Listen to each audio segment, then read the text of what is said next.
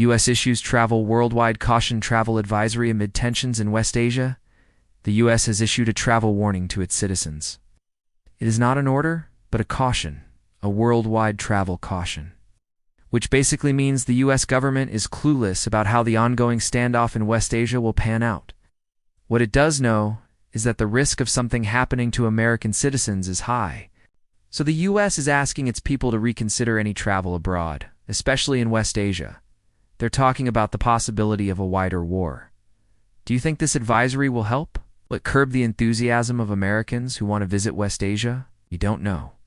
But one thing is certain, the U.S. government is worried. And for America, the mother of all wars, World War III, is not a far-fetched doomsday prophecy.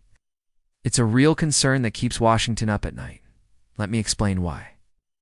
You see, there are two dominant world orders. One is led by the U.S., the other by China, and right now both sides are engaged in a high-stakes game of geopolitical chess.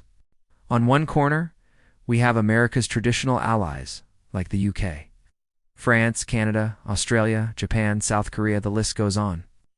On the other corner is China's Belt and Road. It has 149 countries. It's more than half of the total number of countries in the world. Now, if these two groups go to war, can the U.S. win without the help of its allies? The answer is no. NATO may not be fighting on the front lines, but their economic sanctions have crippled Russia. If they back Israel, then Iran won't hesitate to mobilize its allies. The likes of Turkey, Pakistan, Syria, Yemen, Iraq, Lebanon, and that could spell disaster for America. Their supply lines could be cut off. Their logistics could be affected. Basically, America would be fighting a losing battle. Let's not forget the nuclear threat.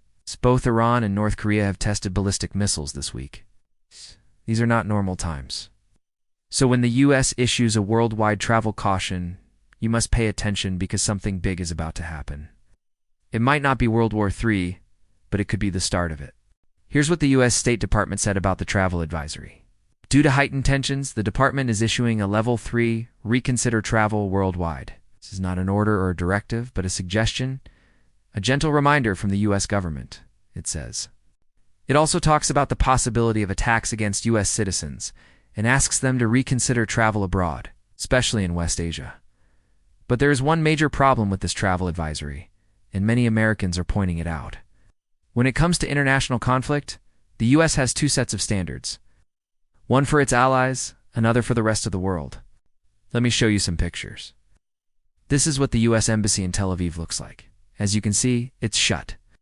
All non-essential services have been suspended. But here's what the embassy in Kyiv looks like.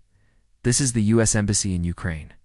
Their website is still operational. So are their social media pages. And here's what they're telling Americans. Do not travel to Ukraine.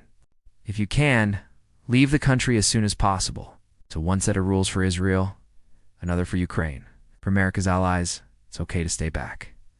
For others, they want them to leave. This confusion is not going to end anytime soon. Remember, the U.S. is not a neutral country. Its foreign policy is guided by one simple principle: American interest. So whether it's Israel or Ukraine, the U.S. government will always tell its citizens to leave if they feel their lives are in danger.